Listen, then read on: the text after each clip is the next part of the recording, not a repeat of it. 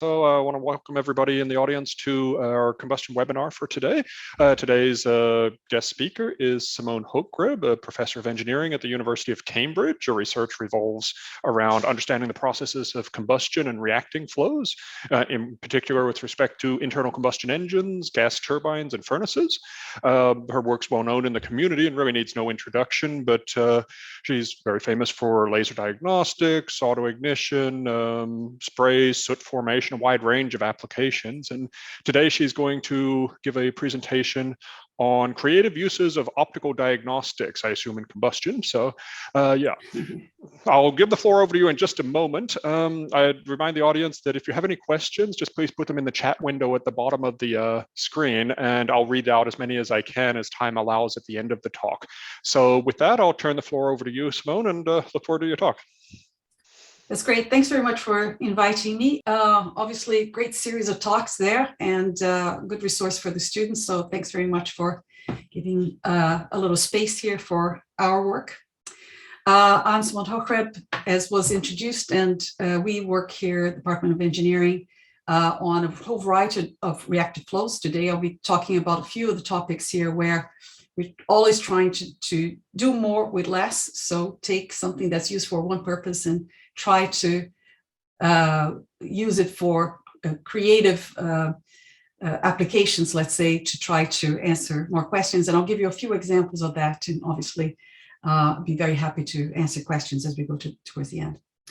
So this is us on a normal work day. We wear gowns. No, that's not true. A special day. And if we go to the lab, then we wear special shades that make us look cool. And these are some of the very nice, very smart people who I work with, and I'll be talking about some of their work as we go along. The work has been sponsored mostly by EPSRC, which is our government funding agency, also by Rolls-Royce, Newton Fund, and Qualcomm for some of the students.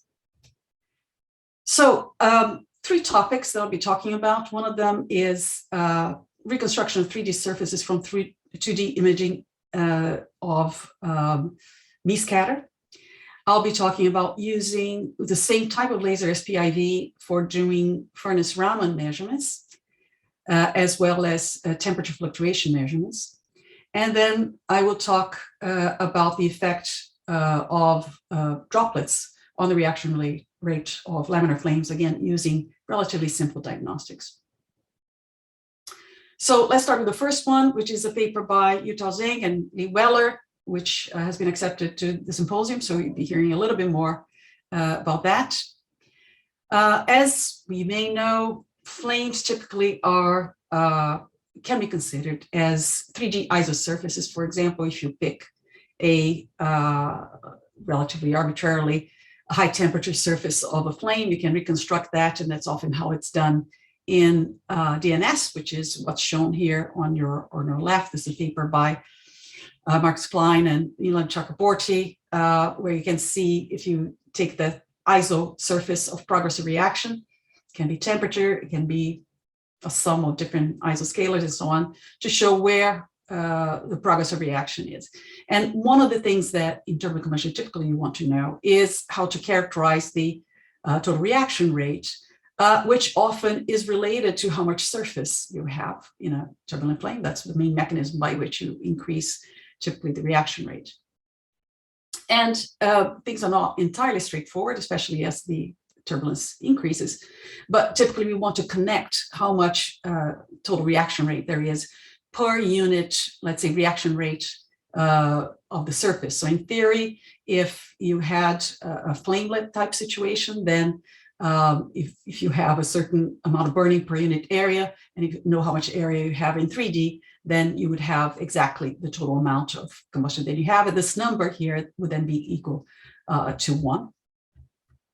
But of course, there are other models. For example, you can take the 2D surface and extrapolate that with this factor of 4 over pi, which is, let's say, statistically speaking, the mean area they would have in 3D. And you can see that that approximation doesn't give us very good agreement, usually by the order of 10 or 15%. This one is the scalar dissipation rate, which obviously cannot be measured but you can calculate it, and then some modified stretched laminar flame speed also give you some differences here. So this is all DNS, and there's, let's say, continuous work on that. But there have also been measurements where we try to measure the total area. In this case, for example, with OH-Cliff, this is from some work from originally from Kobayashi at high pressure, and then from Ma, who reanalyzed the data. You can see here a number of different ratios of the total area they would have, equivalent area, let's say, divided by the total amount that you put in. And in this case, you can see that if you use different models for tallying from 2D to 3D, you get, let's say, an overestimate of how much reaction actually is going on divided by how much flow we put in. And sometimes you find the opposite. You find some studies where if you extrapolate, you get less reaction than what you should have. So there are large differences, and in part of the problem is that we cannot measure directly what the 3D surface of the area is. Very difficult to measure the 3D surface area of these flames. There have been attempts at measuring directly the 3D surface area. Here's one from Golden and Knaus, where this was a rod stabilized turbulent flame using 2 laser sheets, and by using this intersection, then at the point of intersection, you have the 3D normal of that. This is some work from ourselves and Rob Barlow, where again, there's a crossing plane of 2 OH sheets where we can then define what the normal of the flame, and for different purposes here, we didn't try to measure the flame surface density across the flame.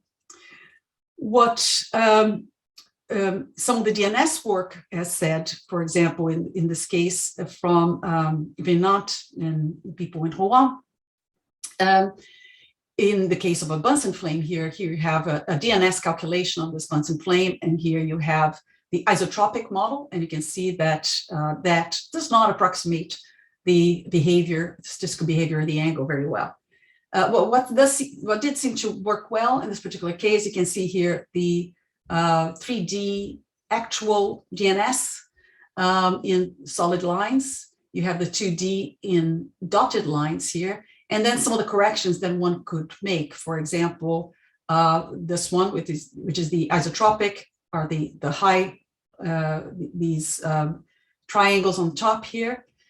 You have another one, which is identical phi and with identical directing angle distributions, which gives you then the lower triangles, and the upper triangles here are the isotropic ones, sorry. And then you have one which is, it takes a model where we have a mean and then a fluctuating cosine, which is the different m's here, the 2 directing cosines that you have, and you're taking the mean of those 2. And then those give you pretty good approximation. That's what's shown here in the dots. So from the DNS, it looks like doing these calculations, the best way would be to use these directing fluctuating cosines and tally them. Looking at experiments, this was done again by Fabien Holter, and where he looked at these 3 different models with different isotropy, and how much, in this case, there was no comparison to, only comparison to the total amount that you put in, so the total volumetric flow rate that goes in, and how much burns in an actual flame by taking the statistics of the various normal directing directions of the flame, statistically speaking, and something that was in principle statistically symmetric. And you can see here that there are relatively large differences here, especially when you go to high pressures, all the way up to maybe 30% difference in terms of the total surface that is burning and how much material you put in. So that problem is still not quite resolved. And if you can continue to develop relatively inexpensive techniques to tally the actual 3D surfaces, that's what we want. So that's one of the things that we did. We were looking to revisit some of those measurements in Bunsen flames for other reasons. And we also want to do hydrogen next, but we started out with 2D measurements of methane flames. And what we did is we took just a plain high-speed PIV that we have with not a lot of energy, and we just separated the two beams by using their polarization. Usually they're combined, and we uncombined them and produced then 2 laser sheets, one horizontal, one vertical, and then put a camera at an angle to measure the horizontal and another one to measure the vertical. The advantage now is that it's high-speed PIV, and so we have, or high-speed ME, so we have a lot of images, and it's relatively quick to reconstruct what's going on. The burner is just a Bunsen burner without anything special to it, with a 10mm diameter and a turbulence generator here. Relatively modest levels of turbulence. We are in the process of doing that with higher amounts of turbulence, but the problem that we run into is that the flames are now too tall, and it's difficult to get sensible measurements because now we have to combine all the different images and so on. We'll get there. So how is this done? Well, typically in a PIV type setup, you have 2 consecutive laser pulses which straddle the images that you want. And you take a sequence which is 1, 2, 1, 2, 1, 2, and so on for either camera.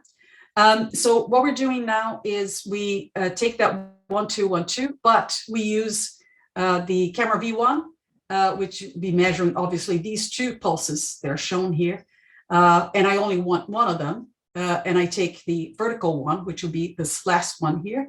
And then the second one that straddles the second image, I'll put on the horizontal. Obviously, the laser pulse is going bang, bang, bang. And so you do have a second image, but you can't really use that because that's too separated from the original plane here. So now we combine these 2 images, which are separated by 10 microseconds, which is essentially frozen for the kinds of flows that we have. And we can use then these 2 images of the horizontal and vertical camera to reconstruct these 2 intersections. So here's the vertical image and one vertical, one horizontal, and that then can be put into a 3D picture, if that shows up, hopefully, there you go. So you can see here the view, there's 2 intersection points, and at those intersection points, obviously we know the 3D intersection of the 3D flame. And obviously, if you took several slices of that, or as many slices as you want, then you can reconstruct this statistical 3D surface of that. So let's just get to some definitions. If you have a vector here in 3D, you can have various ways of having directing angles. Here we're calling the phi and omega are the ones directing angles to the planes, and the phi1 and phi2 are the directing angles on 2 of the planes, one on the x perpendicular plane and the other one on the z perpendicular plane. And the one of the things that we're interested in is the total flame surface density, because then we can integrate that and get the total flame surface. It can be shown that the total flame surface density is proportional to the gradient of the isosurface that you have times the volume. And so here, that's the definition then of the flame surface density, flame surface per unit volume. So if you have a little cube, this is the total amount of surface that you have. And that can be defined as the probability, essentially. This is the delta function of finding the flame. In this case, we're assuming this is a thin flamelet. So this is just a delta function where C is a given value. In this case, it's an isotherm of the flame and multiplied by the gradient of C. We can also transform that geometrically to get that with the just the gradient in one of the planes, and then multiplying that by the directing cosine of the angle, in this case, the omega here. So that's still exact. So we get here that this is our 3D mean surface density. So, and the models, which I already alluded to that we have, we don't have to understand all the details, but imagine that this is our true 3D, as I just described to you, which we know only at the points where we have the full intersection. And we can also calculate the 2D for either plane of the YZ or the XY plane and approximate then the flame surface density in 2D for each one of those. Then, once we have the 2D, we can compare the 2D corrected using the model approximations that we have. For example, this one would be the isotropic approximation, and this one is the one with the fluctuating cosines that we get from either one of the planes. So typically, if you didn't have one or the other plane, then you use one or the other. And we want to compare the actual 3D to the corrected 2D and see what we get. First of all, one of the things that we clearly noticed is that our flame was not super symmetric, and that's particularly noticeable there on the horizontal plane. And obviously, it doesn't matter for our purposes here, but in general, the approximation of symmetry should be checked. And then you get these ISO curves here for the different ISO progress of reaction of each one of those flames. Then we can construct the normal vector distribution for each one of those locations. And you can see that, obviously, because this is not symmetric, we don't get a very nice distribution. And also that they're non-trivial, let's say, in general, you would think, oh, this is just always pointing to the right.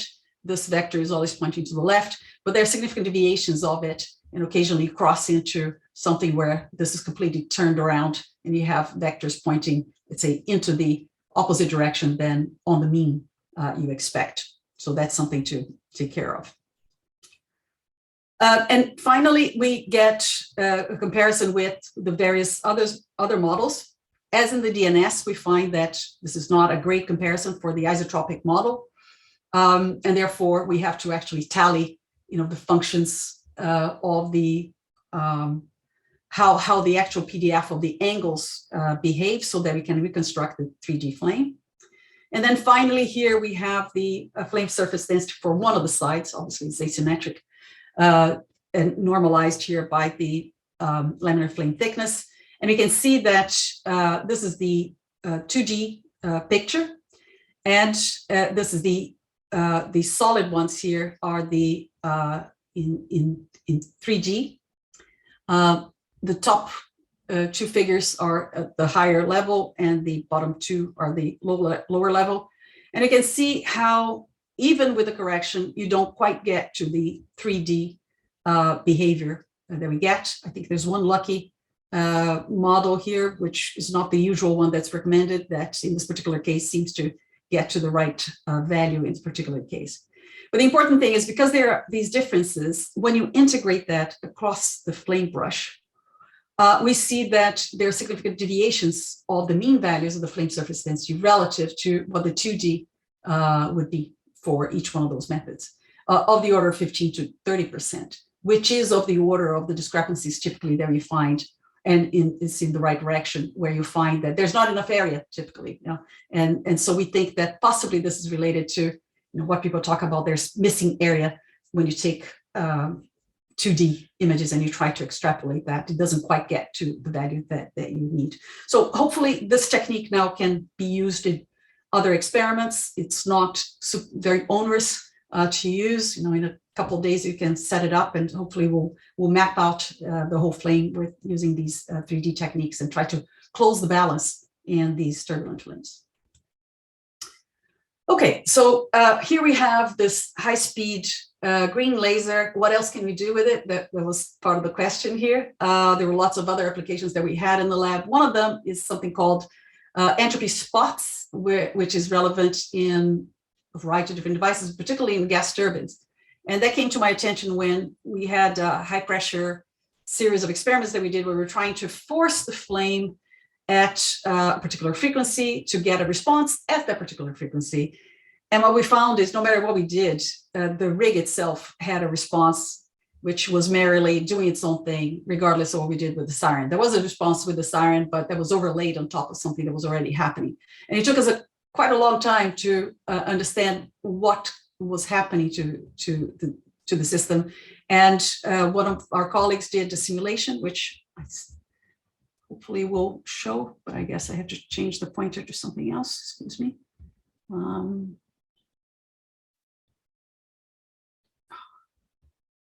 who knows? I tested the movie just before I started and it was working. I'll just escape for a moment. Oh, here we go. Yeah.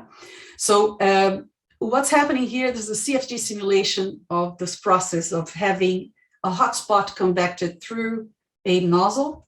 Oops. And what we get here is that when you go through the nozzle with a hotspot, the pressure changes direction. If you watch the bottom panel, you can see the pressure going from high to low or low to high. Yeah. And so this is called an entropy spot because the convective hotspot is associated with a change in a non-uniformity in entropy here. And if you look at the right-hand side column here, you can see how as the temperature hotspot propagates, the pressure goes from high to low relative to the mean. So that gives you then an acoustic signature, and that can affect the flow rate of the fuel or air coming in, and that then gives you combustion instabilities. So that was all fine, but I was curious about how the models work and whether they work. And so we went back to generating a number of experiments in a very simple situation where we have a wave generator with heat and species. That had been done by others as well. I think what we did here is something where we also did the species fluctuations, which also causes a fluctuation. This is just a tube with air at pressure, and then we can have a nozzle at different conditions, both subsonic, transonic, and sonic. And then when the composition or heat spot reaches that, it generates an acoustic signature associated with the, for example, lower density material. So lower momentum or higher momentum generates then a signal that propagates across to the rest of the system. And we wanted to check whether those models were, let's say, reproducible and captured what we saw. And the simple picture that we have is that there's, whenever you have an entropy spot, which is denoted here by the sigma, a non-uniformity that is convected through this nozzle, then we have waves that propagate either backwards, and of course they can reflect and come back forwards, or they can be transmitted towards the rest of the system as sound. And some of the things that we're interested in, for example, are how much sound is produced, so what pressure you produce as a function of the normalized fluctuation non-uniformity. It could be, for example, delta T over T, which is the sigma one here, or it could be something else, and this is the normalized pressure fluctuation. By the same token, we're interested in how the acoustic waves propagate into the nozzle and back. One of the things that we had to do then is to measure how these how the fluctuations in scalars, whether temperature or something that we inject into the system, propagate through the system, how do they convect, and make measurements of that. So I'll show you first one set of measurements that we have, which used a different technique called laser-induced grating spectroscopy, which is, let's say, a poor cousin of cars, in this case, where you generate a grating, which is locally fixed in time over the 100 nanoseconds that the pulse is captured. And when that happens, and if you have either something in general, if you have something that absorbs the laser light, then that will generate a slight non-uniformity in temperature of the order of maybe 1 or 2 degrees, and that generates a small fluctuation or non-uniformity in density as well. What we do, and the second thing that it does is that because there's a sudden change, that will also produce a acoustic wave, essentially because of the expansion of the gases, this small wave, and they intersect the fixed point with the transient wave. And that looks very complicated, but the simple thing is that now we can probe this with a very simple pointer type beam at the Bragg angle, and that will detect the fluctuations in density. The beauty of that is that then the frequency of the signal that comes out gives us something that is related to the speed of sound in the mixture. And so now we have something that is proportional to the speed of sound, or the square of the speed of sound. So the frequency is proportional to the speed of sound. And that's something that can be measured very, very accurately with a scope. Yeah. So we use LIGS to be able to make those measurements of temperature to try to fit that. Now we did have to make some special arrangements, because now we need something that will actually absorb the light at a frequency that we can access. Not much absorbs in the visible, but we had another laser that had a wavelength of 355 that we could use. And so and that's also a high frequency laser. And then we use a bubbler with biacetyl, which is a very, very stinky substance. Don't use it unless you absolutely have to, but that absorbs light at 355. And so we could get a signal from the LIGS using this scheme, and we captured that on a scope. And then I have the results of the unsteady heating that we have every, I think in this case is 0.1, 0.2 seconds. And we can then capture each one of those. It's a point in the flow where we're capturing the temperature. We capture the frequency, and from that, we turn that into a delta T, which is what we're looking for. And then if we psycho-average that, then we get what the fluctuation in density is, and what the fluctuation in temperature is. We also had a thermocouple, but thermocouple is not fast enough, so we had to correct it. We can see that they give similar responses. Obviously, if you can do things with a thermocouple, you should do first with the thermocouple, which is a lot simpler. But in terms of how the technique works and how precisely that seems to give the results, that's very good. And what is that for? Well, now we have a measurement where we have the magnitude of the entropy spot coming in, and we have the magnitude. We measure with pressure transducers what the pressure fluctuations are, and we can now take a look at whether the theories that we had agree. And here's the original theory, that as you go to Mach equal to 1, it should be like so. But this is how we measured it, and you can read the paper on the details of how that was gotten to, and that revised both the original theory and some of the other aspects of how we think about these entropy spots. Finally, we've revisited those measurements now using high-speed Raman. We have our high-speed PIV laser that we're using. Can we use it for something else? We have, this is at 1.5 kilohertz.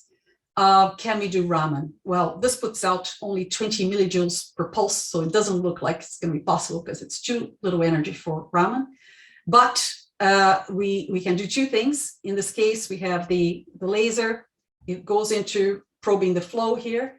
We have in backscatter mode the Raman signal, and that goes into a spectrograph to now capture both the signature of, in this case, we're tracing it with methane, non-uniformities, and nitrogen. So we get the two, nitrogen and methane here. We had a high-speed intensifier that was not designed for this purpose, but we made a little adapter here for the spectrograph, and then put that onto a CCD camera that was also not designed for this purpose, but had good enough time characteristics to obtain a kinetic type measurements of a cumulative of many of those 20 shots to try to give us an average of the 20 millijoules shots. Of course, the difficulty with Raman scattering is that it's very good because it gives us many species at once, so they all have a signature in wave number. The bad thing is that the signal is 10 orders of magnitude lower than, for example, absorption, so that's not very good. But we decided to give it a go, and I'll show you some of the results. Here is, these are, each one of them are single shot measurements of nitrogen and methane overlaid on top of each other. And then we can psycho-average that within the cycle that we have of injection to get the behavior of the methane in the flow, obviously subtract background. So we get here methane and nitrogen. We calibrate in steady state to give us something sensible, and then we can also calibrate in situ corrected because the sum of the molar fraction is unity. And then this is what we get here for a single shot of methane injection at 10 hertz, 60 hertz, 125 hertz, and 250 hertz. And then you can also take a Fourier transform of the signal to get what's going on here. And that is, again, helpful for us. We originally had done experiments at subhertz intensities, subhertz frequencies, and now we can do it at realistic frequencies with the Raman. A key problem, of course, is that as we inject more flow at higher and higher frequencies, obviously there's more mixing, and so the fluctuations it's difficult to detect fluctuations on top of a mean signal, which is relatively high. So this is the signal to noise roll off from mixing is then very challenging for us to get with any technique, but particularly with Raman, not so good. So that's a paper that's just coming up here in Optics Express, the work by Rodriguez and Weller. Sorry, I'm just looking at the time. Okay, I have 15 minutes, so I'll tell you about a couple of other things that we're doing. This one, completely different problem, where we took, okay, now we can do Raman in some tubes. Can we do Raman in a furnace? And the interest here was that there is this process of producing carbon nanotubes in furnaces, which uses a recipe with basically any hydrocarbon and then some sulfur compounds and some iron compounds in a bath of hydrogen. Magically, if you put that in, out comes, well, mostly soot. But if you tune the characteristics of these processes, then you actually get some carbon nanotubes in a fiber mode. And those can be useful in a whole range of techniques. I won't go through all of that, but there's a company that was set up out of Cambridge to try to produce these materials. And this is how it works. There's another little video here. Hopefully that works. You produce a little sock of material that's collected at the back end. This is the back end of the reactor, and it goes into a little spinning mechanism that pulls the material. So it's like a little cloud of aerogel that's sucked in. Obviously, you would like to produce as much material as possible, but the process of actually by which one makes that, and even the process by which the initial materials decompose, there's no data on that. So we thought we'd take a peek inside the reactor to see whether we can have spectroscopic measurements of that.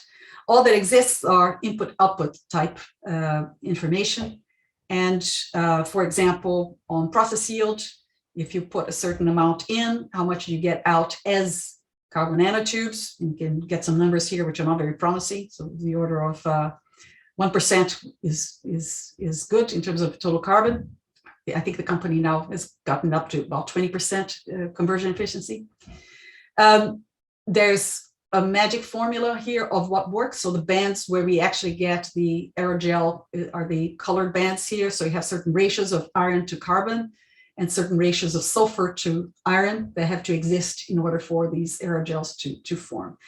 And there's a whole range of conjectured mechanisms for that. So we wanted to help understand what goes on. But that proved to be more difficult than we expected because we don't have a lot of optical access in the furnace.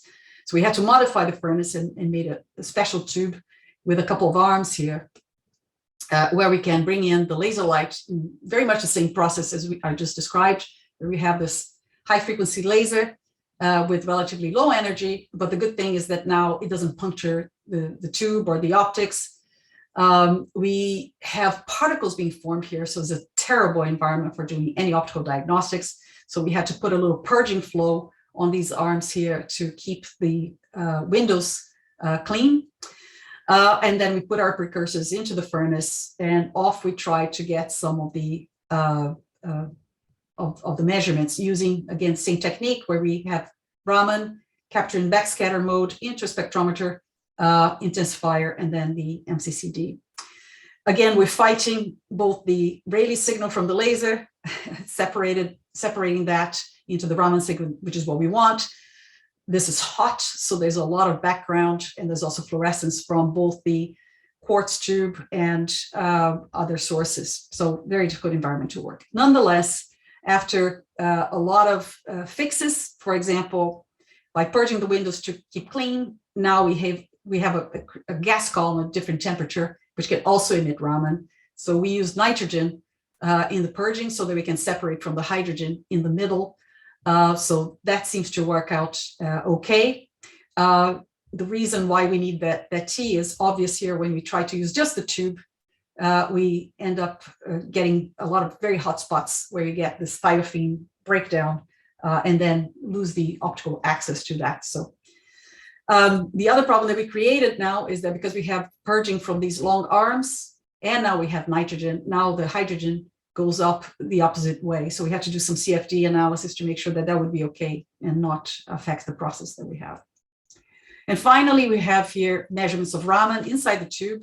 We use the hydrogen lines to get the temperature, and that's a measure of the temperature. Obviously, here is a furnace, so we don't really strictly need to measure the gas temperature because we are imposing what the temperature is, but it's satisfying to know that you get identical temperatures as you might have. And these are measurements of everything that we have, which I won't describe to you, but there's lots of lines of all sorts of things that we didn't expect in terms of different species that we're still in the process of identifying the various species into which thiophene and ferrocene decompose in order to make the material, but we also were able to get then some rates of thiophene decomposition into the furnace. And I have 10 more minutes, so that should be enough to talk about another line of research where we use relatively inexpensive diagnostics to try to have say something about droplet-laden stagnation flames. So I will start by motivating what we want to study here. Typically, if you have spray combustion, you're interested in how droplets burn and how they interact with the flame. There are very few data sets of controlled experiments of either spray flames. There's the spray workshop and so on. In turbulent flames, very complex environment. But very few data sets of controlled experiments on laminar, droplet, gas mist interactions. There have been a few measurements before in combustion chambers where you put some droplets and you measure the total burning rate, let's say in combustion bombs. There are a few experiments on that. But of course, it's a transient phenomenon. It's difficult to apply optical diagnostics, and there are issues of deposition and condensation, and you have to have many repeats. And some of the results have been a little bit contradictory. There's one here in microgravity that gave results that were quite different from Hayashi in terms of does droplet diameter help or not? And it probably means that in some cases it does, in some cases it speeds up, in some cases it slows down the mixture and so on. And because there's not a lot of data, it's difficult to know whether your models are reasonable or not. So what we thought is, why don't we revisit this in a very clean paradigm, which is that of impinging flow experiment, which was, of course, started by Tsuji and by Law and Egofopoulos. And these are some experiments that we did in our lab here, where we're looking at acetone flames. And what's simple here is that using just low-speed PIV, we can get the information about what the gases are doing in the flame, and you measure the velocities along the center line. You measure the radial gradient of velocities to get the strain, and from that you extract the reference flame velocity at that strain rate, and then in principle you can extrapolate that and get the measurements of the unstrained flame speed, or you can use just the flame measurements here and use whatever model you like in your turbulent model, for example, of these flameless. And then you could construct and compare that to other models, such as what we've done here with different amounts of acetone or pure acetone also. Okay, so we have that paradigm. Why don't we look at what happens when we put droplets in these flames? There have been a few other experiments, there had been a few other models of this process. This one is by Chelaya, and also Bob Key had done some calculations of that, of diffusion flames, where you have, let's say, methane air with water, in this case for looking at extinction, and in this case, for example, looking at how diffusion flames with droplets versus without droplets would burn. There's a whole series now by Matthias Zeman now on similar experiments, but now similar calculations, but now turbulent. They're coming up. Okay, but there wasn't much on premixed flames and how they interact with droplets. So we thought, let's take our previous experiments that we had on acetone and acetone methane. And the problem that we had was we had an impinging type configuration, and we were not able to stabilize flames of acetone when they had droplets. It was fine for just plain vapor, but when we put droplets, we put out the flame almost immediately. So we switched to doing a methane flame where we put acetone droplets in an impinging situation. So we have the flow, which is atomized here, produces little droplets, and that then goes into a second chamber. So now everything is nice and quiet, laminar, into a stagnation plane. And then that produces the flame. You can see here the droplets themselves in this case are quite small, and they serve as the PIV tracers because their Stokes number is sufficiently low. And then we measured what happens to the flame when we do that. And we use acetone because it's easy to produce either in vapor or droplet form at ambient conditions. So we can have something which is a reference, fully vaporized versus something that is with liquid.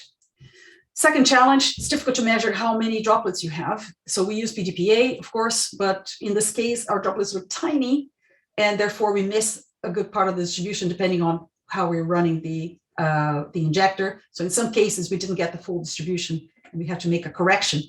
So for the relatively large droplets, not so large, it's only 5 microns, things are okay, but then we have to correct for the PDA measurements there. So it's some uncertainty how much droplets you have.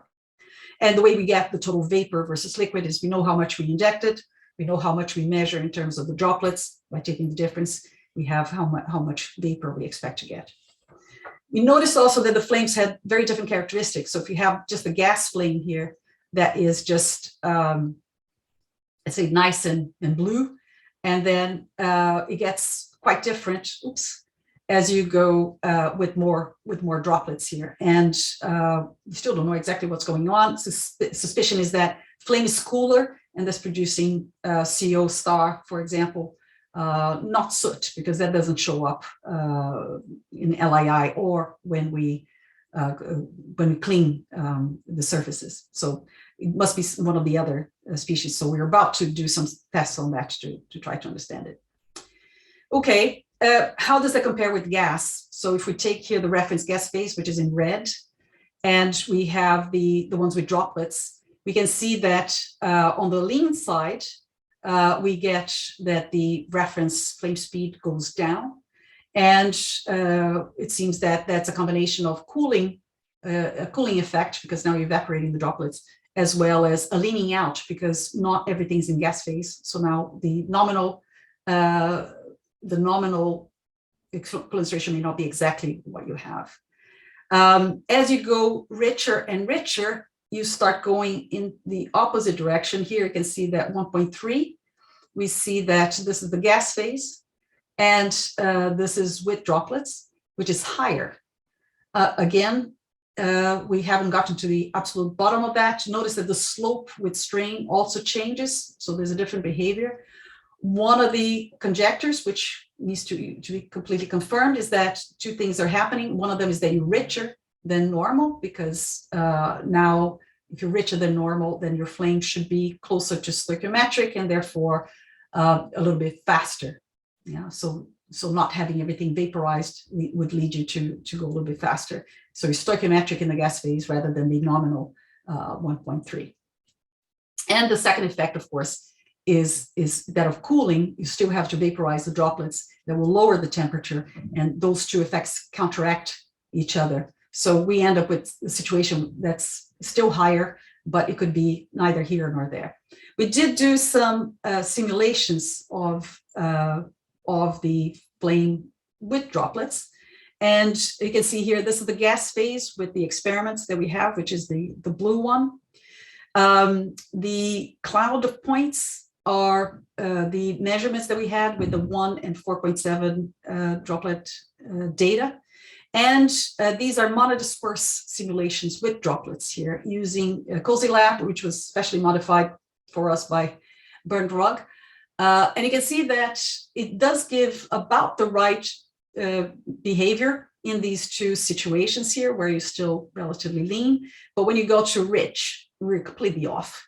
You predict that everything should lower the behavior, and we're up here. So we're not predicting quite the vaporization appropriately. So these experiments are going on now. We have a collaboration with the University of Rouen, and we're doing some Raman experiments now to also add to the overall picture. And these experiments are described here. Now we're doing 2 back-to-back, 2 top and bottom acetone. The top one has acetone in vapor plus droplets, and the bottom one is just vapor. And we do exactly the same experiments. We measure droplets with a PDPA, and then we measure the velocities to try to acquire the velocities. So now no methane. So this is just pure acetone. And we also changed the injector, thinking that that will help us instead of coupling it with the air blast type nebulizer. We are using an ultrasonic nebulizer. Not sure I like it because it produces very large droplets and they're not controllable. So we may or may not stick with that. But the advantage of the ultrasonic nebulizer is that I don't need 2 chambers now because they don't produce a big acoustic signature. So I can produce relatively quiet experiments in a single chamber. And here's the experiment in this case at 1.2. You can see this very reddish behavior here, which we have yet to determine what it is, but possibly CO star. And here are some images here of the flame, where you can see this is during the double pulse shots of the flame, where you see the droplets here crossing the flame. Only the top has droplets, but obviously they're crossing into the bottom. So that will come up a little later. And here is, we have to, now because the droplets are too large, we need to seed the flow with particles. So that's the me-scatter from the particles, from which we get then the gas phase velocity vector field. So now we're measuring the liquid separately from the gas to get all of the velocities of the 2 phases as well. And in principle, we're doing exactly the same thing in the experiments where we get the strain from the radial velocity, and then we measure the reference velocity here, in this case, for symmetric vapor-vapor flame to get the flame speeds. But things don't look the same as before.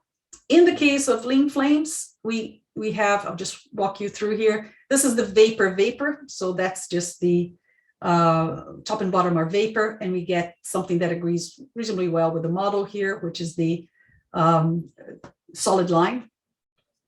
And then we have the, when we have the spray coming from the top, we measure what these velocities are, and they're lower as we would expect because it's both a little bit leaner and a little bit cooler. That's what we get. If it goes stoichiometric, yeah, it's a bit of a wash, not much changes, and everything's within the error bars of predictions. If we go rich, on one hand, the agreement is good for the top flame gas, which is the gray squares. When we add the spray, it's also within the error bars here, but notice that there's not a lot of difference from point of view of the model and experiment, whether we are stoichiometric or rich, but everything agrees.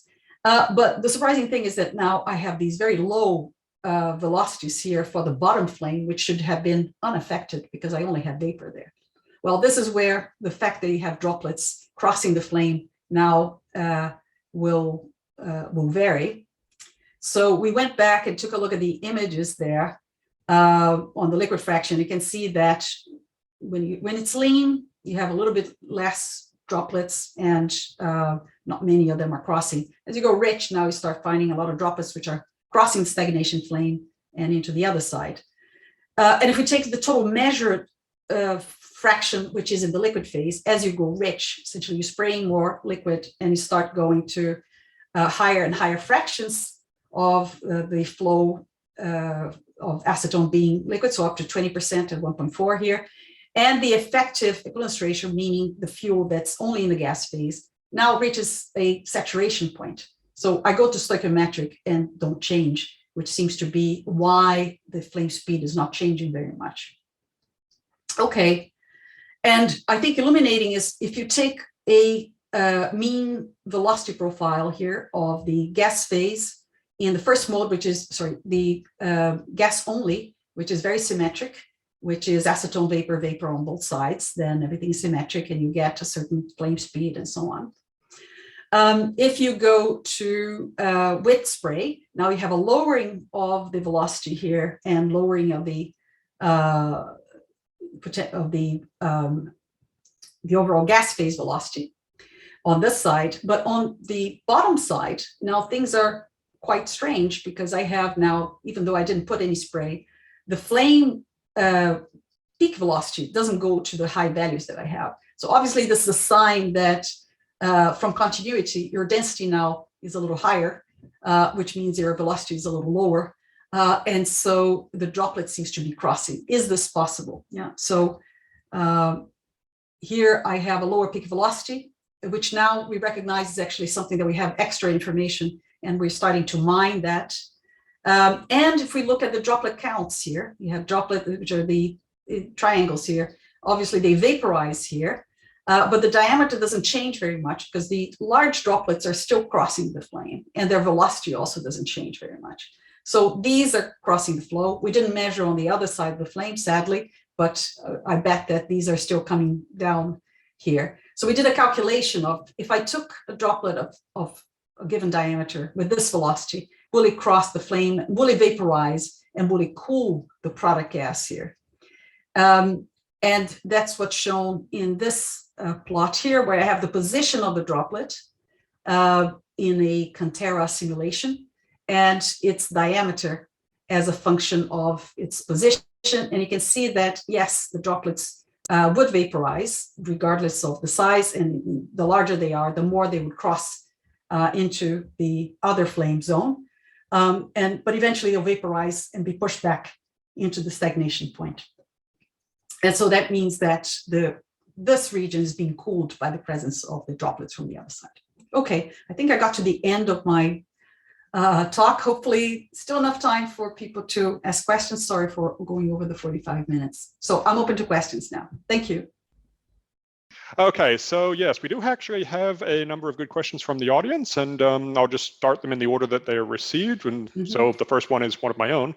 In your two-plane me-scattering imaging system using the PIV laser, it appears from your timing diagram that you're capturing both laser pulses on each camera. Is that correct? Yeah, that's correct. Yeah. Wouldn't it be possible to use timing to separate the pulses onto each camera separately? Yeah, we played around with that, and I couldn't find a way. Basically, we just the camera shutter is not very flexible. Yeah, this is a Photron regular camera and so on. But its shutter is not very. We cannot adjust the shutter. So unless you use an intensifier, right, it just stays open. And so it but you have two usually separate cameras? It would capture what it would do. If you just have the laser going firing and you capture the same images, it would be image 1, image 2. So you can do PID, right? But now we do image 1 and then cross image 2, and we don't need that one. Yeah, we don't use it. Could we use it? Possibly. I haven't thought enough about it, because it wasn't necessary. We also thought about using polarization filters, but when we tried it, to eliminate it, for example, to eliminate the other one, they're not very effective, because even though it should be polarized light for the me-scatter, it depolarizes a little bit and you still get noise. So it's not a bother. We're basically just throwing out information, but we don't need that information. What would be nice is that if we could adjust the shutter here. Can you see my mouse? Yeah. If we could either adjust the shutter so that we would let's say adjust this cam V, for example, to the same position really as the other laser sheet or something arbitrarily, right? Then yeah, that would be really nice. But the hardware just doesn't work that way, so we adapt it to what the hardware does. And also the spacing here is not adjustable. I think it's about 5 microseconds. It doesn't go any shorter, and it has a little bit of jitter. So that's why we use the 10 microseconds to not accidentally overlap. So, yeah. Okay, I think I see. Next question is, what is the limit of the flame curvature you're able to resolve using this system, and how is that affected by the seed density jumps that are typically associated with the use of seed particles in a flame? Yeah. So it's of the order of the flame thickness, roughly. Yeah, that's sort of what we can resolve. We can resolve smaller than flame thickness.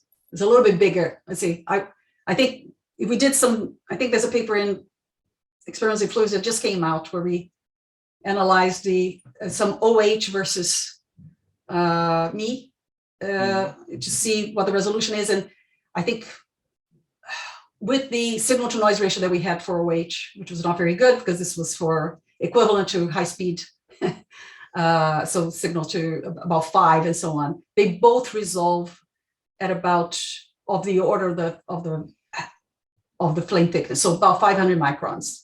Yeah, not better. Sadly. Okay, so a flame curvature resolution of 500 microns is what you're quoting. Okay. The next question is related to the Raman scattering measurements. It wasn't quite clear if they were in reacting flow or non-reacting flow this conditions. is all non-reacting. Oh, sorry, it depends. The first set. The first set. Yeah, the first set, this is all non-reacting. So we just use methane because conveniently it's possible to get that in the spectrometer, in the right window at high-ish resolution. Yeah, and then we get the nitrogen and methane. Methane has a good cross-section, so it was a good tracer for us of something that has a different molecular weight than air, which is what matters in terms of getting the entropy spot signal. Yeah, but that was just for convenience. But yeah, this is non-reacting. In the second set, in the furnace, of course, that's reacting. And so what we were after here is to get what are the species in which the thiophene is going into, what are the bonds that show up, can we reconstruct what that is in terms of the spectra. And the problem is we don't have enough data to be able to do very well controlled. We could see the thiophene signal disappearing by just looking at what the cold mixture was in the blue here, and then where it goes.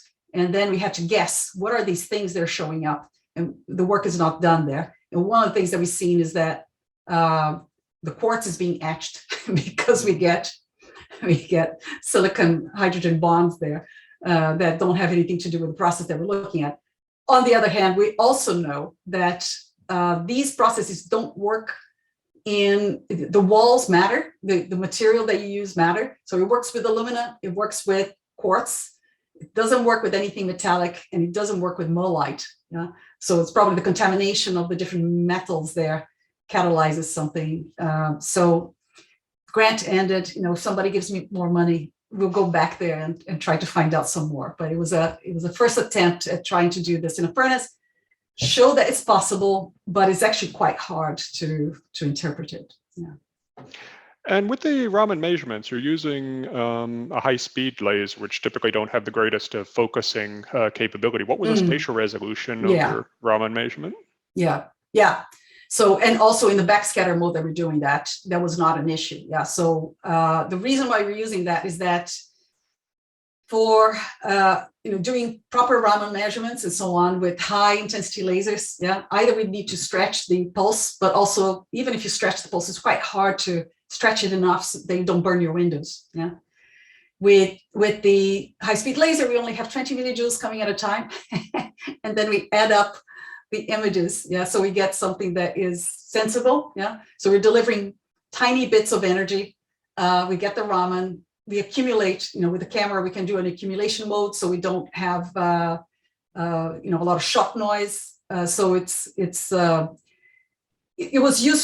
been useful, and useful to know that we can actually do measurements like that. So we did, you can essentially deliver a few hundred watts, a few hundred millijoules for Raman, over let's say if you're looking at millisecond time phenomena, this is okay, but let's say tens of milliseconds, shorter than that, it's not going to work, So what was the spatial resolution? The spatial resolution, thank you. Yeah, so the spatial resolution here is poor because mostly because we because of the lenses that we had to use. Yeah, it's a very long focal length, so we can go into the furnace or these other tubes. Yeah, in principle, I think it could be a little bit better if we use different optics and closer coupling, so that we could bring in, let's say, the light at a slightly different angle. We didn't succeed because we're using round tubes and all sorts of other problems that meant that either we compromised on spatial resolution, which is what we did here. So we have really a couple of centimeters of resolution in the direction of the beam, yeah, or we compromised in the total signal that we got. But for this particular solution, in the axial convection, we're looking mostly at the axial convection problems and not the radial distribution, which obviously we can't capture because we're averaging in that range. Yeah. So it would have to be a completely different arrangement. Yeah. Okay, next question is from Don Yang. Thanks for the great talk. It's wonderful to see the experiments on entropy generated sound and gas turbines. Could you comment regarding how important is the mechanism could be in a real aero engine or van-based gas turbine combustors? Yeah, or perhaps right. rockets as well? It's not unimportant, and I think in RQL type engines is probably dominant because you do have big puffs of colder, hotter material. So, but there's not enough experimentation and obviously in real devices. Either you have a relatively clean experiment and then you resolve what's going on there, but you don't resolve what's going on in the real system, yeah. Or you have something that is very approximate because all you have is pressure measurements. So, and I think the only realistic experiments that have been done have been on mostly pre-mixed. So both Rolls-Royce and GE have injectors which try to be as pre-mixed as possible, not RQL. And in that case, then it's a mix. And I think you probably get much less of the entropy noise because things are mostly pre-mixed and the fluctuations are not so high. I haven't watched it since I have done original experiments on that. But in the RQL, people have done, let's say, realistic experiments, only pressure measurements, and then done calculations. And then you can see that if you do RQL, rich quench lean, for those of you who are not familiar. And so burn very rich, then mix a lot of secondary air as quickly as you can so that you can not form NOx either in the initial region. Then you quench the reactions with a lot of air. So now it's colder and now and linostoichiometric. So now you don't form NOx, but you end up with a lot of fluctuations of composition and fluctuations of temperature as well. And there's no question to me that that's the leading order mechanism because it's just so easy to couple. There's many modes that would couple with those types of frequencies. So I think it's an important problem. Great. Next question is from Julie Zhang. How do you remove any PAH or LII emissions from the Raman scattering signal? Yes. In this case, it wasn't in a flame. Yeah. So, but there's a lot of background in the furnace type experiment. But in the region where we were measuring, let me just find here. In the region where we were measuring, these were not excessive. At this Raman shift, it was, we start at 527 or something like that. Yeah, 527 is the laser. And for that shift, you don't get a lot of the big hump of the LII. You do get fluorescence though. In the windows that we were looking at, we tried to stay away. If you get a lot of fluorescence, then it basically kills the measurement that you have. But in this case, most of the fluorescence that we had actually was from the quartz, which it's not supercell or anything fancy. Yeah. So this is quartz from it's glass basically. Anything that hits that would be fluorescing. So we get a little bit of that, and we get preliminary measure particle formation, which is not soot and is not PAH. These are the particles that are being formed on the ferrocene and so on. But because we're blowing a lot of gas, quench gas, basically downstream, that disappears. So, and there's not much of it upstream. So it's a bit of a contrived situation. I don't know that that would work in sooty. Well, it would not work in sooty flames. So I don't recommend it. Okay, great. Next question is from Gang Xiong. Could laser-induced grating spectroscopy be applied to temperature measurements in sooting flames? Yes, yes. And we're in the process of doing that as we speak in the lab. Fran De Domenico, who did some of the original experiments, and actually she did some at KAUST with Bill Robertson, Gaetano Magnotti's group, yeah, and they tested it both with lean and rich flames, and they found out that actually soot gives you extra Lake signal, so that's all good news. So we're now doing that more systematically in the lab, and we are about to go to Cardiff, where they have this big rig, and we're going to do measurements of temperature in an RQL rig, where we hope to get soot in this case, and to try to demonstrate that even with their soot, we can get lake signal. So I think that that will work out well. Yeah. Great. Next question is from Waruna Kolotaraka. Nice talk, Simone. Could you comment on the possibility of adding more slices in the cross-planar PIV setup so one can map out multiple regions or higher fidelity 3D features of a turbulent flame simultaneously? Yeah, money is the limit, I guess, or time is the limit. I think this was just a test to see how well that worked and compared to some of the theories, and make sure that we're doing something sensible. Next, we want to generate more turbulence. We have a contoured nozzle and so on, and then march it along. Obviously, if you were to do it at high speed, I think there are problems that appear because of focusing. So as you go different planes, now you have your cameras, they have to focus on different planes. So I'm not sure whether doing that high speed vertically is going to work out very well, because the flame is kind of longish, a few centimeters. We are in the process of setting up a system similar to what Darmstadt has on using the bouncing, my words are failing me now. The optical switching device, optical parametric, no. You'll come to me in a minute. Anyway, it's a little device that can divert by about 2 to 3 degrees. The acousto-optical. Thank you. Yeah, it's crystal optics and so on, which can be actuated. So we're going to organize it with a couple of meters of length, yeah, so that because this flame is relatively small, yeah, we can sweep it, and I think it's just about enough depth of field that keeping the camera, in one position with a fixed focal length, reasonable depth of field, would be able to pick up, the 3D of the whole flame at high speed. There'll be a little bit of divergence. So I think there will be the limitation there, because the collimated light will decollimate itself a little bit.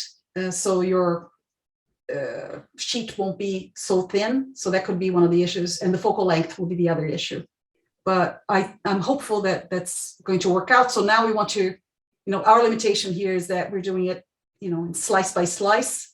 And also the flame is tall, and that's kind of inefficient. What you want is make a short flame and then you sweep everything in one go, which is what we're going to try next. There may be other methods. Of course, you guys have very fancy burst type lasers, and so that if you have one of those at home, then use it. Of course, we can't maintain that kind of capability at the moment here. So yeah.